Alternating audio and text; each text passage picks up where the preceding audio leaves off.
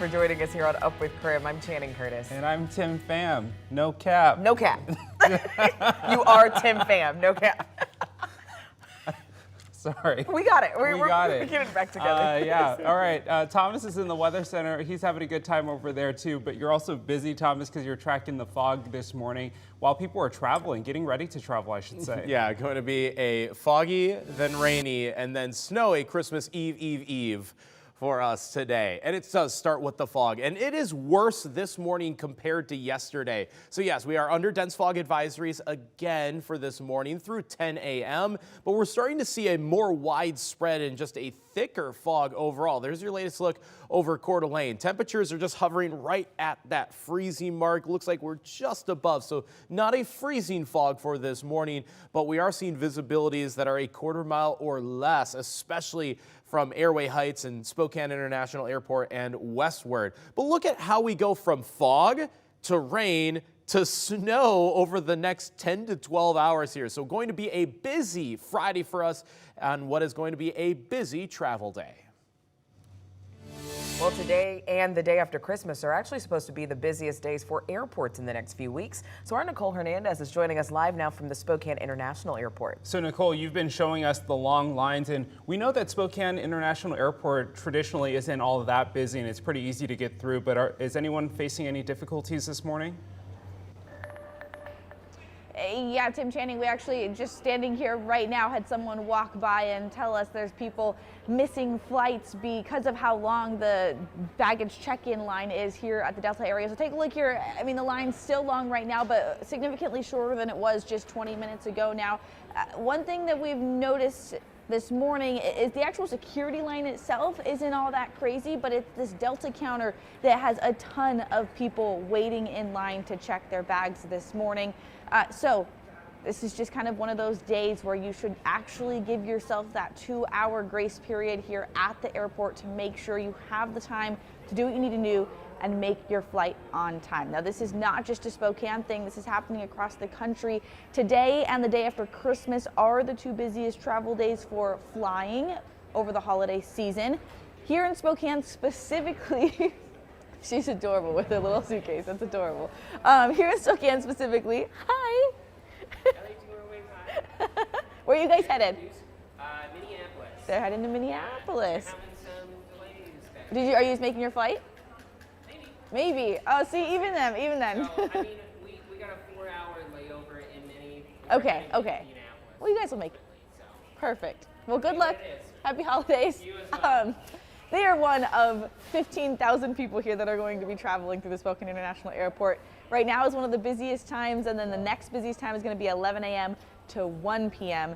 So just kind of knowing if you are heading out that's happening. A couple delays and in the arrivals and departures board that I want to just mention real quick. Los Angeles, Seattle, and San Francisco have delays for our departures. And for our arrivals, if you're picking people up, we've got delays in this coming in from Seattle, Boise, San Francisco, and Salt Lake. So definitely a little bit crazier, a little bit busier than typical here at the Spokane International Airport. If you typically are that person that's like, oh, I'll be fine, I'll show up, like me, don't do that today, especially if you have bags to check. And very foggy outside today, so it also is difficult to get yourself to the airport this morning. I had trouble even seeing the exit to get here to the airport. So all these things adding up just means give yourself that extra time. In Spokane, Nicole Hernandez, KREM 2 News. Some good advice, Nicole. Thank you.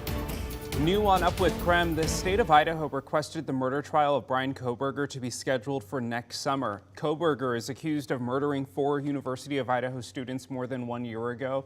In documents filed yesterday, the state says it wants to avoid dates when the local schools are in class. Moscow High School is located near the Latah County Courthouse, raising concerns for the safety of students and parking issues.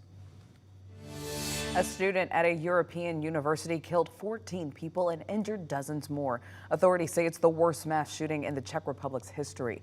The gunman was a student at the university in Prague. Right now, police have no details about the victims, but local police say that the gunman did kill his father earlier in the day. The shooting has now increased concerns among American law enforcement as well. This is precisely the kind of threat that keeps the FBI and Homeland Security awake at night. The Czech government declared tomorrow a national day of mourning. University authorities said that they would tighten security at the school immediately. Top White House officials will meet with Mexico's president this week. They hope to talk to the president about the migrant crisis along the southern border. More than 10,000 migrants per day have been processed this week. That's according to data obtained by CBS News. Here's a look at what's making news around the Northwest this morning. The Spokane Regional Opioid Task Force will end as 2023 comes to a close. The decision was made by SRHD to end the task force because of a lack of grant funding. Former Spokane Regional Health Officer Dr. Bob Lutz created the task force back in 2018. It was comprised of more than 60 local organizations and agencies. The Washington Department of Health gave the task force a grant to address the opioid crisis in the county. This morning, 2 men are in jail on charges of first-degree murder. Detectives believe they are connected to a shooting on Spokane's Lower South Hill. KREM 2's Kyle Simchuk is tracking the new details in this case. Court documents show the mother of one of the suspects identified her own son. Detectives needed her help since the main witness died of a fentanyl overdose this summer. 253 pages of court documents reveal how phone records, Facebook messages, and witnesses led Spokane police to 2 gang members now charged with murder. Last New Year's Eve, gunshots rang out in the parking lot of the Parkview Apartments near 7th and Perry. They ended with 42-year-old Carlos Thomas shot multiple times in his parked Mercedes. Doctors pronounced him dead minutes after arriving at the hospital. Carlos lived in his car and occasionally slept on a friend's couch at the apartment complex. According to court documents, that friend also knew the suspects and told police he saw one of them, 30-year-old Elijah Harvey, standing next to the victim's car holding a gun. Your Honor, this is Elijah Harvey. Harvey, who also goes by Dopey, appeared in court Thursday, nearly 1 year after the deadly shooting. His friend, 27-year-old Taco Bay, is also in jail, charged with first-degree murder. According to court documents, the two took off in a Kia after the shooting and ditched the car near Minnehaha Park. Police found it the next day. The witness, who police say originally identified Harvey, died in July of a fentanyl overdose, but the investigation continued. And police say Harvey's own mother identified her son in surveillance video captured moments after the shooting.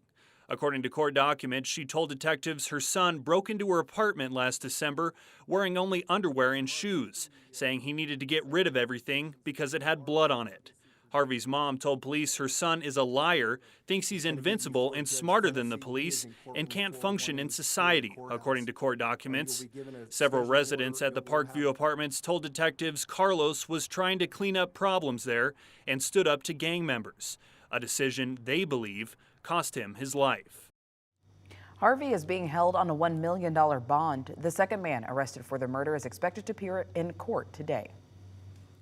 6:09, another check of our weather forecast where our temperatures are hovering right at about the freezing mark right now. That's still above normal for late December, but it does come with all of this heavy fog across the region. So we're right at 32 degrees for Spokane and Coeur d'Alene, and the visibility is at their worst over Spokane International Airport. We heard from Nicole earlier that the fog is really bad, even getting to the airport, and very well may be causing some delays on both departures and arrivals. So do drive accordingly this morning with the fog in place. Later today, we'll be tracking rain and then snow, as this is a cold front that'll pass through the inland northwest in just a few hours. So coming up, I'm going to time out just when this rain is going to arrive and how much snow, if any, is going to stick to the ground.